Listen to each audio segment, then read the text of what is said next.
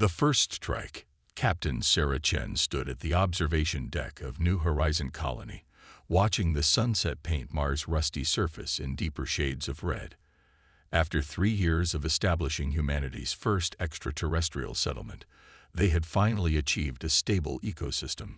The colony's biodomes stretched across the Martian landscape like massive soap bubbles, each one housing thousands of settlers and the infrastructure needed to sustain them. "Captain, we're detecting unusual energy signatures in high orbit." Lieutenant Rodriguez's voice crackled through her comm unit. "They don't match any known Earth vessels." Chen's heart rate quickened, but her voice remained steady. "Alert status yellow. I want all defensive systems online and civilian shelters prepared. Just in case."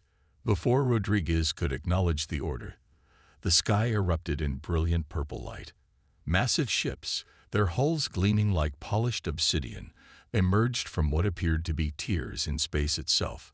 Their angular forms dwarfed anything humanity had ever constructed, casting enormous shadows across the Martian surface. "Multiple objects detected, Captain. We count 7 vessels, each approximately 3 kilometers in length," Rodriguez reported, his voice tight with tension. "They're not responding to any of our hailing frequencies."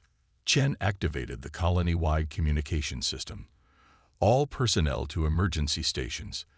This is not a drill. I repeat, this is not a drill." The alien vessels held position, maintaining a high orbit that kept them just outside the range of the colony's modest defensive capabilities. Then, without warning, a beam of energy lanced down from the largest ship, striking the ground near the colony's main power facility. The impact sent tremors through the Martian soil, but surprisingly, caused no damage. "It appears to be some kind of scanning beam," Dr. Emily Wong, the colony's chief scientist, reported from her laboratory. "They're analyzing our technology level." A deep, resonant voice suddenly filled every speaker in the colony. "Attention, primitive settlement. This is High Commander Vexthor of the Kraxan Empire. Your world has been selected for resource extraction. Surrender your facilities and evacuate within 1 planetary rotation, or face immediate termination." Chen's mind raced. 3 years of diplomatic training hadn't prepared her for first contact with an hostile alien empire, but she knew one thing: showing weakness wasn't an option. "This is Captain Sarah Chen of the New Horizon Colony. We are a sovereign settlement under Earth jurisdiction. Any hostile action against us will be considered an act of war against humanity." Laughter echoed through the speakers. "War? Your species hasn't even achieved efficient faster-than-light travel. You pose no threat to the Kraxan Empire." Before Chen could respond, another voice cut through the communication channels, this one carrying an authority that made even the Kraxan transmission seem weak in comparison. "Attention, Kraxan vessels. This is Arbiter Kylith of the Galactic Council. You are in violation of the Sentient Protection Mandate, Article 7, regarding interference with developing civilizations. Stand down immediately." A new ship materialized in orbit, its design completely different from the Kraxan vessels. It seemed to be made of living crystal, pulsing with internal light. High Commander Vexthor's voice lost some of its confidence. "Arbiter, we were unaware this system fell under Council protection. Our charts showed no such designation. Ignorance of the law is no excuse, Commander. The human species has been under observation for the past 3 centuries. They have demonstrated remarkable potential and resilience. The Council designated them as a protected species precisely to prevent exploitation by empires such as yours." Chen watched in amazement as the crystalline ship positioned itself between the colony and the Kraxan fleet. Its presence seemed to radiate both power and authority. "The Kraxan Empire apologizes for this misunderstanding," Vexthor said, his earlier arrogance replaced by careful diplomacy. "We will withdraw immediately." "Not so fast, Commander," the Arbiter responded. "This incident will be reported to the Council. Expect sanctions for your violation of protected space. Additionally, You will provide the human colony with full technical specifications of your scanning technology as compensation for this intrusion." The Kraxan ships began retreating, their powerful engines glowing as they prepared to depart. The crystalline ship remained in position, maintaining its protective stance. Captain Chen, Arbiter Hylith addressed her directly. "On behalf of the Galactic Council, I apologize for this incident. We should have made our presence known to your species sooner, but we wanted to avoid influencing your natural development. And you will have answers in time. For now, know that humanity is not alone, and you are protected. When you achieve faster than light travel, which, based on your current progression, should be within the next few decades, we will welcome you formally into the galactic community." As the sun set on Mars, Chen realized that everything had changed. Humanity wasn't just reaching for the stars anymore.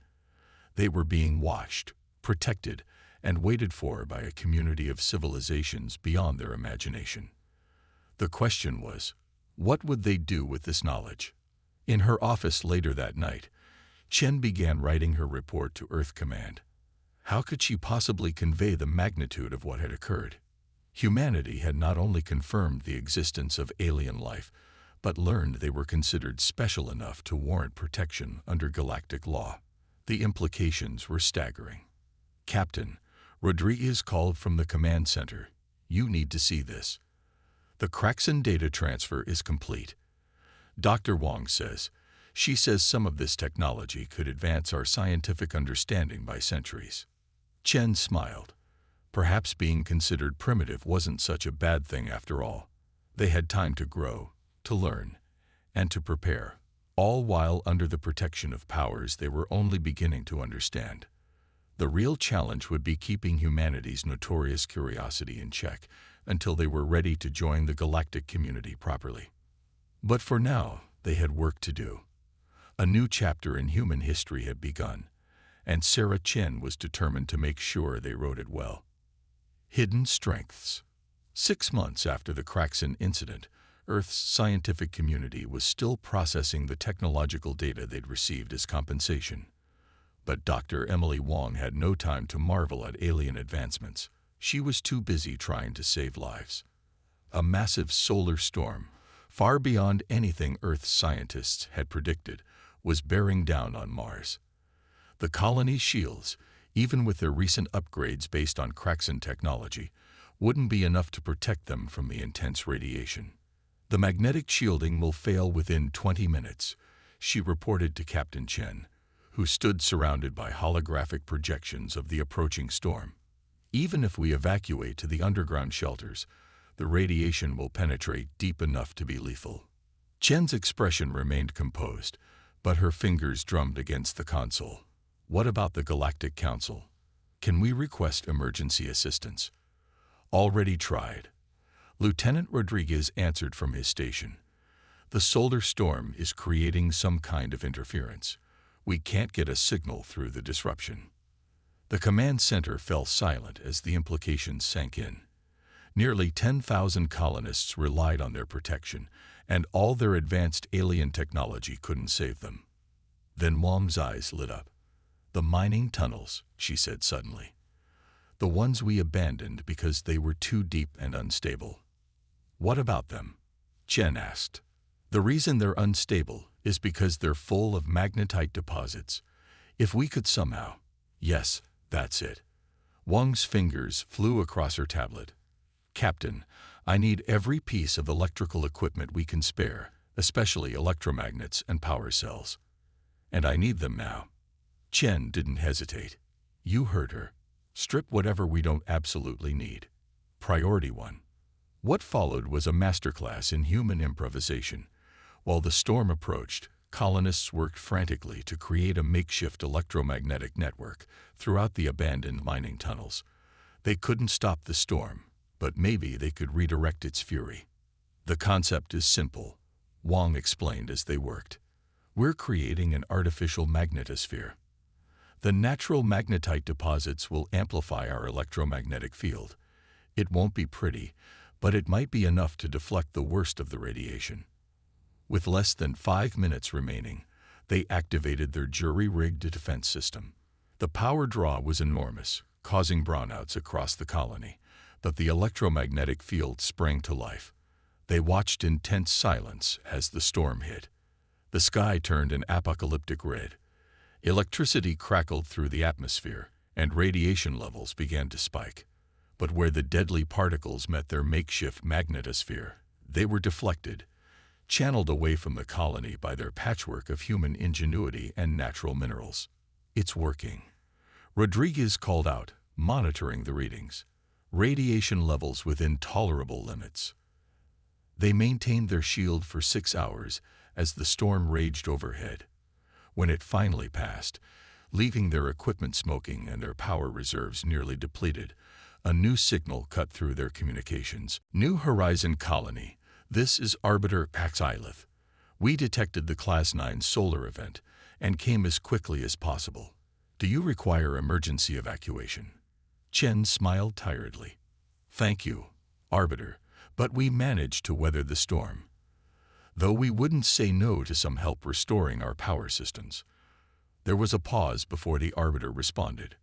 "Our scans indicate you created a functional magnetosphere using mining equipment and natural minerals. Impossible. Your technology level shouldn't allow for such adaptation."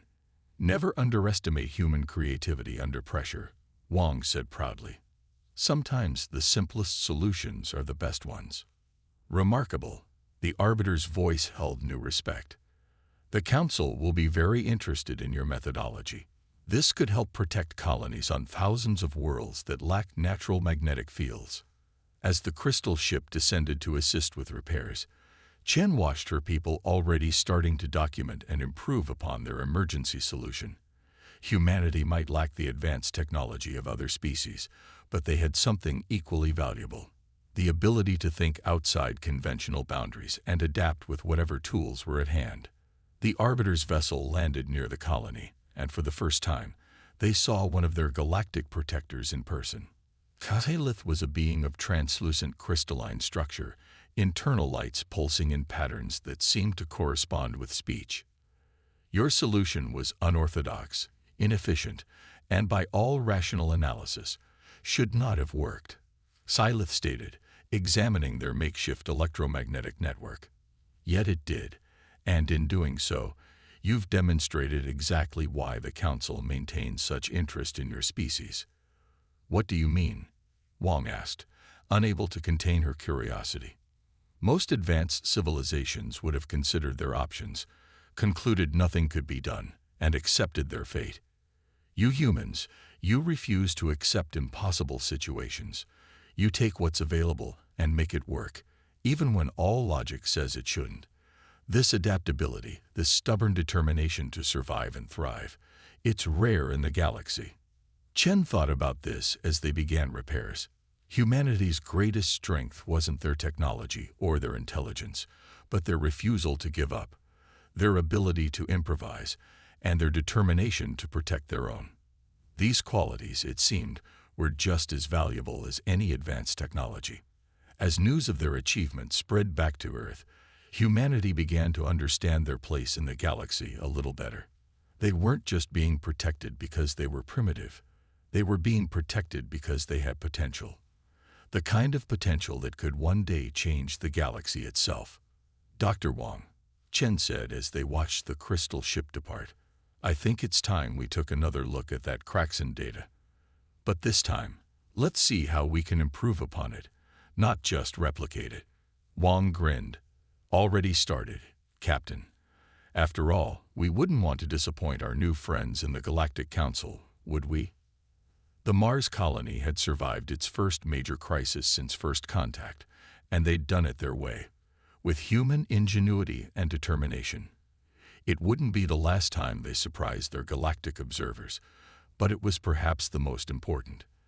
They had proven that humanity deserved its protected status not just for what they might become, but for who they already were. The Council's Gambit. The grand chamber of the Galactic Council sparkled like a jeweled cavern, its crystalline walls reflecting the light of 1,000 distant stars. But today, the chamber's usual serenity was disrupted by heated debate. At the center of the controversy stood Ambassador Marcus Rivera, the first human representative ever invited to address the council. "The evidence is clear," Rivera stated, his voice steady despite the gravity of the situation. "The Kraxan Empire's attack on our Mars colony wasn't an isolated incident. They'd been systematically testing the defenses of multiple protected worlds, looking for weaknesses in council oversight." The chamber erupted in murmurs. The Kraxan representative, a towering figure with iridescent scales, rose to object. "These are baseless accusations. We have already made reparations for the Mars incident. The human species, barely capable of interplanetary travel, has no standing to make such claims against an established empire." Arbiter Hylith's crystalline form pulsed with authority. "The Council recognizes that humanity's technological advancement may be limited, but their observational and deductive capabilities have proven remarkable. Ambassador Rivera, please present your evidence." Rivera activated a holographic display, showing a complex web of data. "Using the scanning technology provided to us as compensation, we analyzed recent spatial disturbances around other protected worlds. The pattern is unmistakable. The same energy signatures as Kraxan ships, masked by sophisticated cloaking devices." The Kraxan representative's scales darkened with anger. "This is impossible. Your primitive technology couldn't possibly detect any such activities." "Perhaps not with our technology alone," Rivera smiled. "But we combined your scanning technology with our pattern recognition algorithms. Sometimes a fresh perspective reveals what advanced systems miss. We see patterns where others see random data." The council chamber grew quiet as the implications sank in. A species considered primitive had not only detected sophisticated military operations, but had done so by adapting and improving upon advanced alien technology. High Counselor Venra, a being of pure energy contained within an environmental suit, spoke next.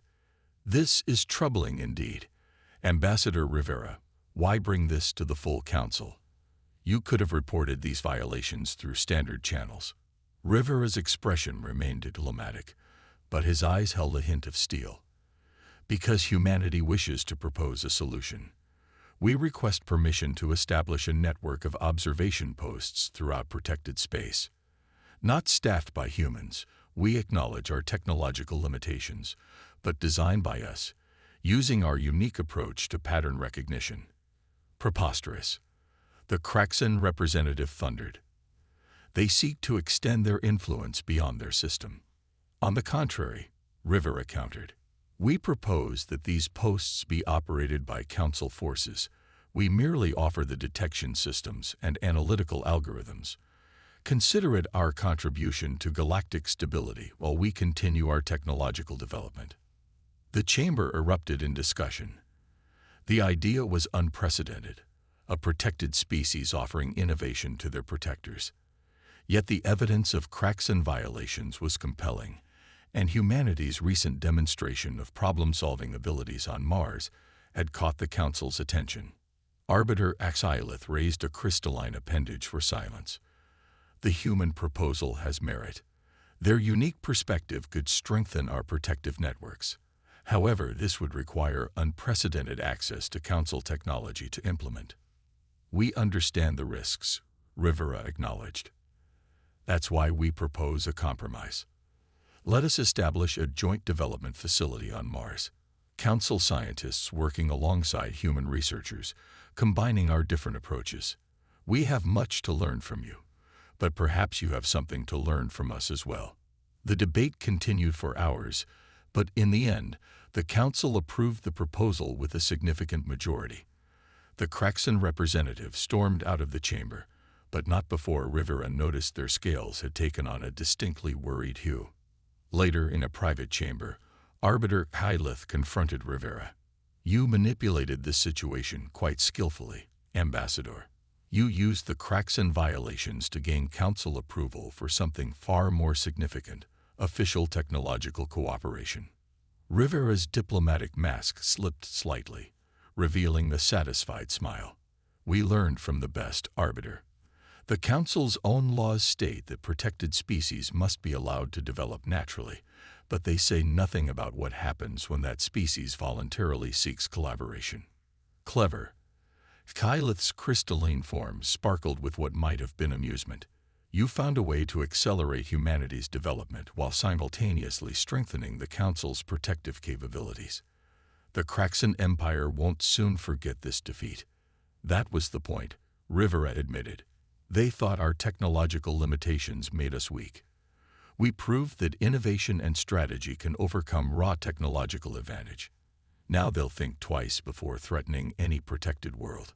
As Rivera prepared to return to Earth with news of their diplomatic victory, he reflected on how far humanity had come. In less than a year, they had gone from an isolated species to active participants in galactic affairs. They had turned a hostile encounter into an opportunity for advancement and transformed their protected status from a shield into a bridge.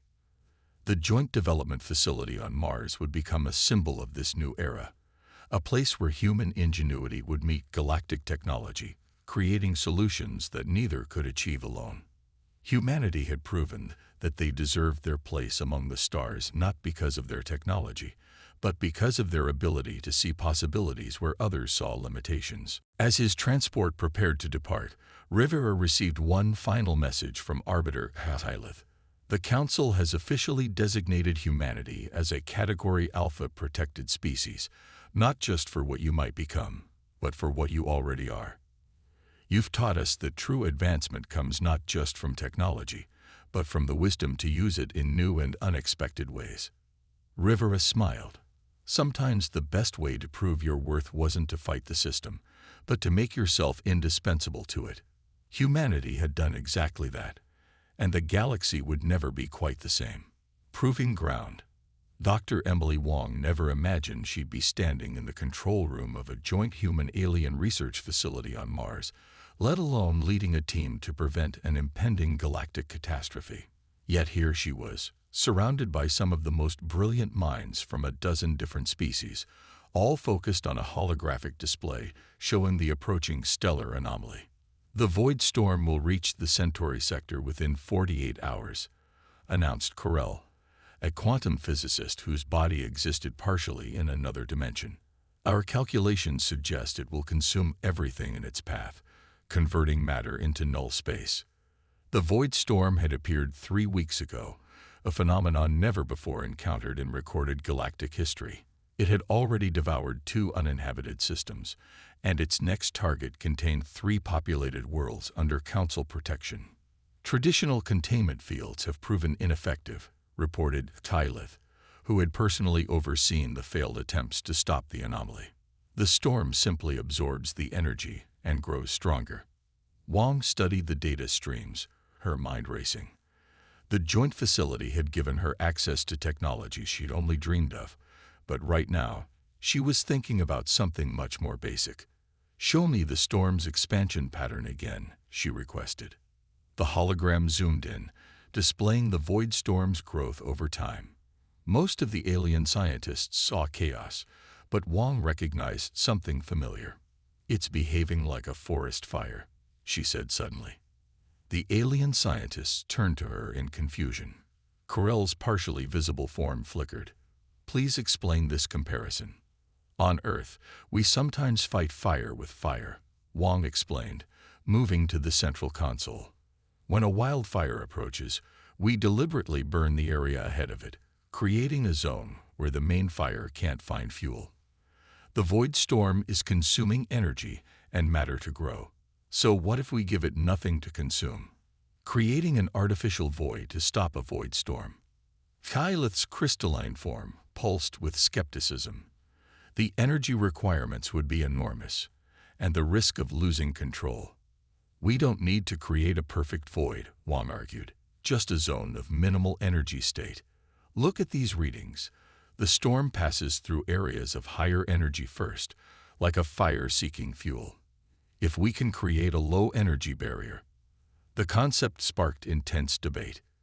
It was theoretically possible with their combined technology, but no one had ever attempted to artificially manipulate space on such a scale. The risks were enormous. Even if the theory is sound, Corell noted, we would need to precisely calculate the placement. Too close to the populated worlds, and we risk destroying what we're trying to save. Too far, and the storm might find a way around. Wang smiled. That's where human expertise comes in. We've been perfecting the art of controlled burns for centuries. The principles are the same, just on a cosmic scale. The next 40 hours were a blur of activity. While Council ships evacuated as many people as possible from the threatened worlds, the Joint Facility team worked to modify several stellar engineering platforms. They would use these to create a massive zone of minimal energy, essentially a firebreak in space. Wang coordinated from the facility, using Earth's forestry management algorithms adapted for three-dimensional space. Corell's multi-dimensional insights helped them account for spatial variables humans had never considered, while Xylith's crystalline technology provided the precision they needed for implementation. As the void storm approached, they triggered their defensive line. Massive energy sinks activated in sequence, creating a vast curve of nearly empty space. The storm reached their barrier and seemed to pause, like a fire meeting a line of scorched earth. Energy readings are dropping, Corell reported. The storm is losing cohesion without new matter and energy to consume. For several tense hours, they watched as the void storm tested their barrier, seeking any way through. Finally, deprived of fuel to sustain itself, the anomaly began to collapse. It's working, Wang exclaimed, watching the readings. The storm is consuming itself, trying to maintain its existence with its own energy. Within minutes, the void storm had disappeared entirely, leaving behind only a strip of very empty space that would take centuries to return to normal energy levels. The populated worlds were saved. In the aftermath, as relief ships brought evacuees home, Wang found herself in a private meeting with the Council's science directory. They were fascinated not just by the solution, but by the thought process behind it. You solved this crisis by applying primitive firefighting techniques to an advanced spatial anomaly, the directory chair stated. This is precisely why the Council values human participation. You see connections we miss, apply simple solutions to complex problems, and most importantly, you're willing to take calculated risks when necessary. Wang shook her head. We succeeded because we worked together. Human inspiration, Corell's quantum understanding, Xylith's implementation expertise. We needed all of it. None of us could have solved this alone.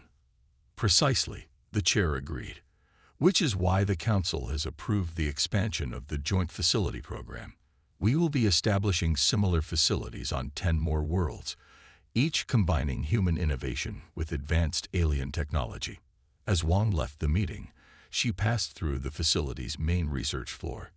Humans and aliens worked side by side, each bringing their unique perspectives to various projects. She remembered how, not long ago, humanity had wondered if they were alone in the universe.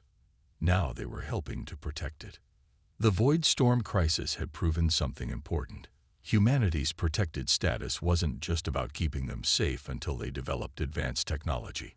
It was about preserving a way of thinking, a perspective that could see simple solutions to complex problems, and the courage to implement them even against overwhelming odds.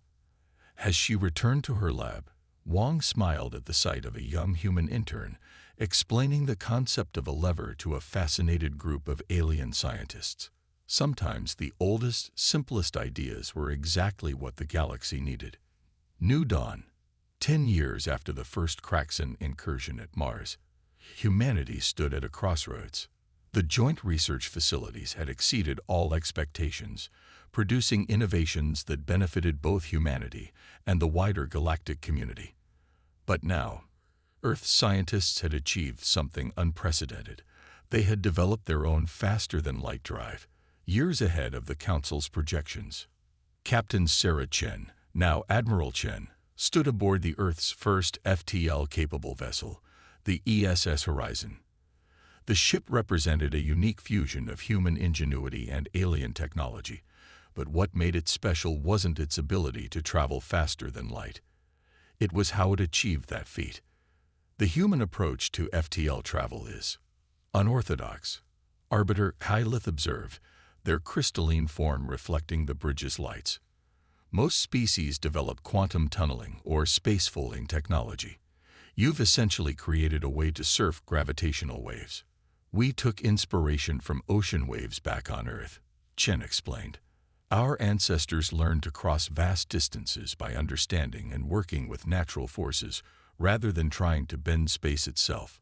It's less efficient than your methods, but it requires a fraction of the energy and poses almost no risk of spatial distortion. Tylith completed. Once again, you found an elegant solution by looking backward to move forward. The Horizon's maiden voyage wasn't just a test flight. It was humanity's formal application to transition from protected status to full membership in the galactic community. The council chamber had been moved to a space station at the edge of the solar system for the occasion, allowing representatives from hundreds of species to witness the event. Ambassador Rivera, now showing signs of gray in his hair, addressed the assembled council. 10 years ago, we were a species in need of protection. Today, we've helped develop technologies that protect others. We've contributed to galactic medicine, xenobiology, and spatial engineering. But more importantly, we've learned that true advancement comes not from technology alone, but from combining different perspectives and approaches. The Council's deliberation was shorter than anyone expected. High Counselor Venera delivered the verdict. Humanity has demonstrated not just technological achievement, but wisdom in its application. Your species has earned more than mere membership. We offer you a unique position as guardians of innovation. The chamber erupted in discussion. This was unprecedented. A newly admitted species being granted such a prestigious role. Even the Kraxan representative, still bitter from past encounters, couldn't formally object to the evidence of human contributions. As guardians of innovation, Venera continued, humanity will help oversee the development of protected species throughout the galaxy. Your experience as a recently uplifted civilization, combined with your unique problem-solving abilities, makes you ideally suited to guide others through their own advancement. Chen watched from the Horizon's bridge as the announcement was broadcast across Earth.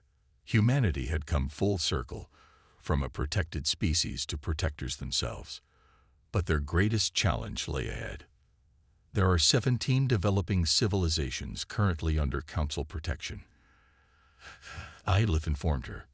Each facing their own challenges, their own moments of crisis. They will need guidance, but not interference.